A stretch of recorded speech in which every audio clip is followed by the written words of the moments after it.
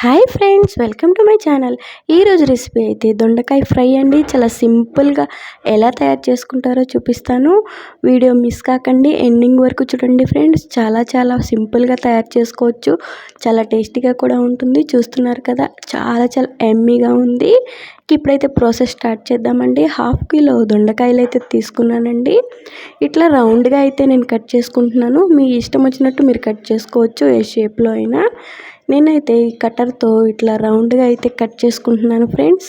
చూస్తున్నారు కదా, ఇలాంటి కట్టర్ ఒకటి మన దగ్గర ఉంటే దొండకాయలు చాలా సింపుల్గా అయితే కట్ చేసుకోవచ్చండి. రౌండ్గా మనకి ఏ షేప్లో కావాలంటే ఆ షేప్లో కట్ చేసుకోవచ్చు ఫ్రెండ్స్. చూడండి, ఇట్లా అయితే కట్ చేసేసాను. మొత్తము ఒక 1/2 కిలో దొండకాయలు అయితే తీసుకున్నానండి. చాలా టేస్టీగా అయితే ఉంటుందండి ఈ కర్రీ. చాలా సింపులే కానీ చూపిస్తున్నాను చూడండి, చాలా బాగుంటుంది.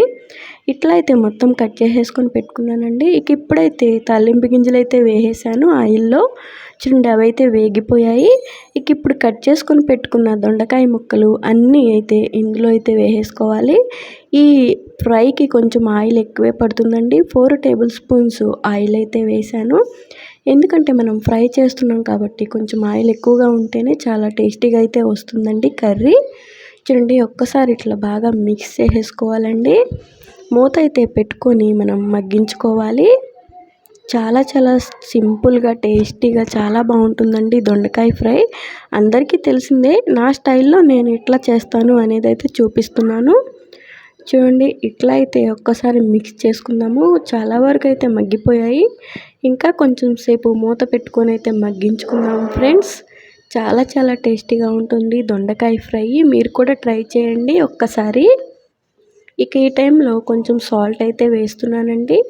సాల్ట్ కొంచెం పసుపు కూడా వేసి ఒక్కసారి అయితే బాగా మిక్స్ చేసుకుందాము. చూడండి, సాల్ట్ అయితే వేసేసాను. ఇప్పుడు కొంచెం పసుపు కూడా యాడ్ చేస్తాను. కొంచెం అయితే పసుపు అయితే వేసాను. ఒక్కసారి అయితే మిక్స్ చేసేసుకొని మళ్ళీ మూత పెట్టుకొని మగ్గించుకోవాలి ఫ్రెండ్స్. చాలా టేస్టీగా ఉంటుంది. మీరు కూడా కంపల్సరీ ఒక్కసారి అయితే ట్రై చేయండి. ట్రై చేసి చెప్పండి. దీనికి కొంచెం ఆయిల్ ఎక్కువే పడుతుంది చెప్పాను కదా. ఇప్పుడైతే మూత పెట్టి మగ్గించుకోవాలి. చూడండి, ఒక్కసారి మూత తీసి చూపిస్తున్నాను. ఇట్లా అయితే ఉందండి. ఆల్మోస్ట్ చాలా వరకు మగ్గిపోయిందండి. చాలా బాగుంటుందండి ఈ కర్రీ అయితే. దొండకాయ ఫ్రై సింపుల్గా ఇట్లా తయారు చేసుకోవచ్చండి మన దగ్గర టైం లేనప్పుడు. మనం ఈ కర్రీని సిమ్లోనే పెట్టి మగ్గించుకోవాలండి. మరొక్కసారి మూత పెట్టి కొంచెం మగ్గనిద్దామండి. కొంచెం పచ్చిగా అనిపిస్తుంది, అందుకని మళ్ళీ ఒక్కసారి అయితే మూత పెట్టాను. ఇప్పుడు చూడండి, ఇట్లా అయితే ఉంది. రెడీ అయిందండి. కొంచెం అయితే మగ్గింది. ఈ స్టేజ్లో కొంచెం అల్లం వెల్లుల్లి పేస్ట్ అయితే వేసుకోండి, ఒక 1/2 స్పూను.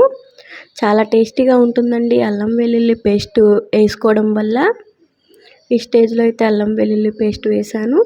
ఇది పచ్చివాసన పోయే వరకు బాగా అయితే ఇట్లాగా వేగించుకుందామండి. సిమ్లోనే ఉంచుకోండి, హైలో అయితే పెట్టద్దు, మాడిపోతుంది.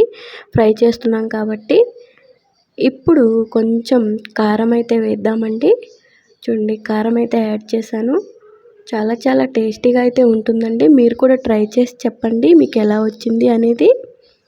చూస్తున్నారు కదా, ఒక్కసారి బాగా మిక్స్ చేసేసుకొని ఇంకా మూత ఏం పెట్టవసరం లేదండి. కారం యాడ్ చేసేసిన తర్వాత కొంచెం మగ్గనిస్తే సరిపోతుంది. చాలా బాగుంటుంది ఫ్రెండ్స్.